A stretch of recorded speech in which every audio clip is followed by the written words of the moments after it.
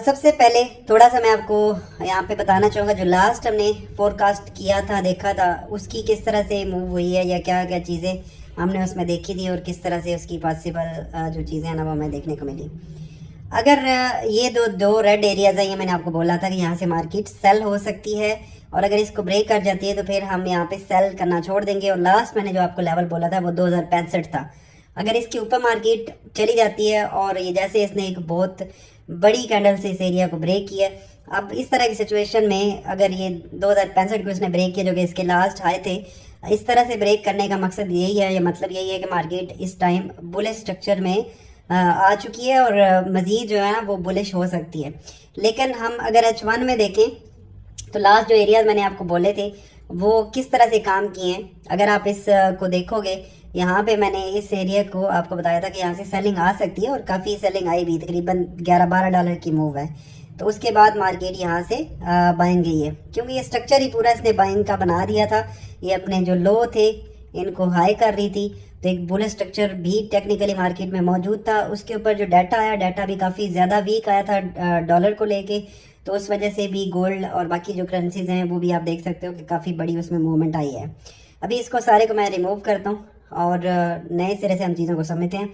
सबसे पहले अगर मंथली कैंडल्स को देखें तो मंथली का जो कैंडल है इसने पिछले 2 मंथ का हाई ब्रेक कर दिया हुआ है, और अभी इस टाइम जो एक है नए हाई के ऊपर मौजूद है मार्केट, लेकिन ये एक ही दिन अभी इसको हुआ है। अभी देखते हैं कि मंथ की कैंडल किस तरह से होती है। लेकिन ये जो लास्ट इसके ये भी और जनवरी और फेब का जो दोनों के हाई प्राइसेस थी वो इसने ब्रेक कर दी हुई हैं। तो अब हमारे पास नया हाई जो है ना वो आ चुका है। लो हमारे पास अभी फ़िलहाल वही बरकरार है। तो ये चीज़ें अब थोड़ा आगे जाके क्लियर होगी, क्योंकि अभी तो एक दिन हुआ है इसका, तो हम मंथ को कुछ इस तरह ज़्यादा नहीं देख सकते।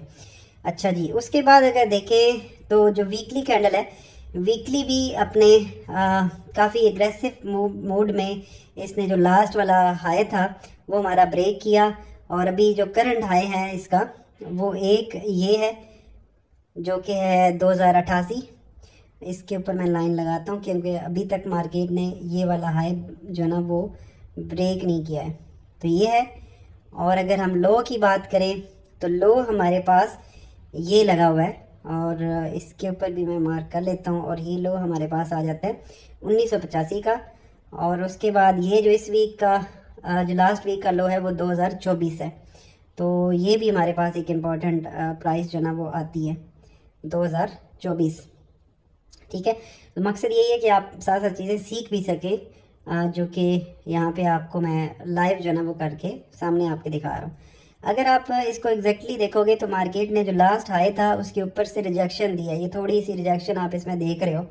तो अगर ये हाई बरकरार रखता है तो मार्केट अपने दोबारा से एक रिट्रेसमेंट यहाँ पे ले सकती है। मैं सेल नहीं बोल रहा, लेकिन रिट्रेसमेंट ले सकती है। और रिट्रेस अगर इसके हिसाब से देखा जाए तो ये इसका लो था और ये इसका हाई है जो करंटली अभी हमारे पास चल रहा है। अगर हम इसके फेब लेवल को निकालेंगे यहाँ से लेकर यहाँ तक, तो हमें एक एरिया नज़र आ रहा है 2036 से लेकर 2023 का, उससे ऊपर 2048 है और 2063 भी है। 2063 काफ़ी इंपॉर्टेंट है क्योंकि एग्रेसिव मूव में मार्केट अपना जो रिट्रेसमेंट है वो 23% या 38% के ऊपर भी ले सकती है।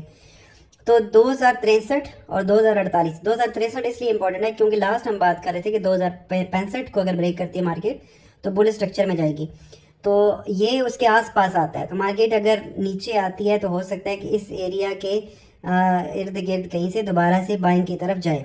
और अगर ये 2036 और 2023-24 के पास आती है तो ये तो बहुत ज़्यादा अच्छा हमारे पास एक एरिया बन जाएगा, क्योंकि ये गोल्डन जो ना वो जोन निकल के आ रहा है। अच्छा, लेकिन वीकली में तो हम इतना ज़्यादा इसमें नहीं, लेकिन मेजर पॉइंट हमने निकाले हैं। आगे हम अब देखते हैं डेली के अंदर। डेली के अंदर हमें मुख्तलिफ चीज़ें जो ना अब वाज़ह नज़र आ रही हैं। अब सबसे पहले तो ये जो एरिया है ये आपका एक सेलिंग जोन है, और ये सेलिंग जोन आपका बन सकता है कब से कब तक, कि जब तक मार्केट दोबारा से इसके फेब लेवल को भी लगा लेते हैं, यहाँ से लो से पकड़ेंगे हम। और ये तो पहला हमारे पास आता है 2063 का। 2063 इसलिए इम्पोर्टेंट है क्योंकि 2065 को ब्रेक किया था, तो इसी एरिया को मार्केट दोबारा से ना टेस्ट करने आ सकती है। लेकिन जो हमारे पास बेस्ट बाइंग जोन है, जो हमारे पास यानी कि अपना हाई ब्रेक करने के जहाँ पे चांसेस बनेंगे वो हम अगर मार्क करें तो वो ये वाला एरिया बनता है 2036 से लेकर 2023-24 तक। तो ये काफ़ी बड़ा जोन बनता है, लेकिन ये गोल्डन जोन है जहाँ पे अगर मार्केट आती है तो ये बहुत ही अच्छा हमारे लिए बाइंग एरिया बन सकेगा। तो अब मैं इसको यहाँ से करता हूँ ग्रीन, ये ग्रीन कर दिया मैंने। तो जो ग्रीन है हमारे पास ये बुलिश एरियाज़ हैं जहाँ से हमने बाइंग करना है। पहला बाय तो हम 2065 के आसपास भी देख सकते हैं। अगर मार्केट रिजेक्शन देती है तो वही वाला जो जोन है ना 2065 का, वो एरिया ही हो सकता है। और H4 में अगर हम देखेंगे तो ज़्यादा हमें कुछ वजह जो ना वो इंस्ट्रक्शंस मिल जाएंगी। H4 में अगर आप देखो तो एक रेड कैंडल क्लोजिंग हुई है लास्ट वाली, और अगर ये वाला हाई बरकरार रहता है यानी कि 2088-90 का, तो मार्केट अपना जो लो एक एरिया है ये वाला 2065 का या ये उसके नीचे भी एक H4 में हमें जो ना वो स्ट्रक्चर नज़र आ रहा है, वो आ रहा है हमारे पास ये वाला एरिया। तो इसको भी मैं मार्क कर लेता हूँ। हाँ जी, तो ये 2057 से लेकर 2045 ये दोनों एरियाज़ ऐसे हैं जहाँ से हम गोल्ड को बाय कर सकते हैं। ये ऊपर अगर मैंने आपको जैसे बोला है कि अगर ये एरिया बरकरार रहता है तो यहाँ से सेलिंग किया जा सकता है और ये अपना रिट्रेसमेंट ले सकती है इस जोन के पास। यहाँ से अगर मिलती है तो एक अच्छी बाइंग मिल सकती है और हम लॉन्ग टर्म अपने नेक्स्ट जो हमारा है उस तक होल्ड कर सकते हैं। और अगर इससे नीचे आती है ये वाला तो यहाँ से तो बहुत बेस्ट आपको बाइंग अपॉर्चुनिटी मिल सकती है। तो सेलिंग अपॉर्चुनिटी फ़िलहाल अब ख़त्म है मार्केट में, सिर्फ आप शॉर्ट टर्म के लिए यहाँ पे सेलिंग देख सकते हैं। मार्केट इतने एग्रेसिव मूड में है तो इस वजह से यहाँ पे सेलिंग करना थोड़ा सा रिस्की हो जाएगा। तो हम यहाँ पे बाय फाइंड आउट करेंगे, लेकिन किसी भी डिप के ऊपर बाय करेंगे। ये दो एरियाज़ जो मैंने अभी आपके साथ शेयर किए हैं, यहाँ से हम बाइंग कर सकते हैं। और उसके साथ साथ अगर ये अपना हाई ये ब्रेक कर जाता है तो फिर इसके ऊपर होल्ड करने पे भी हम बाइंग कर सकते हैं। लेकिन ये इतनी अच्छी बाइंग नहीं है क्योंकि इसकी जो प्राइसेस यहाँ पे अगर हम बाय करेंगे तो ये हाई प्राइसेस पे बाइंग है। लेकिन मार्केट अगर नीचे आती है तो ये अच्छी प्राइस है बाइंग करने के लिए और ये अच्छी प्राइस है बाइंग करने के लिए। ठीक है, तो ये कुछ इंपॉर्टेंट एरियाज हैं जो मैंने आपके साथ शेयर किए हैं। तो होप सो कि अगला पूरा वीक भी हम एक अच्छी प्रॉफिट जनरेट करेंगे।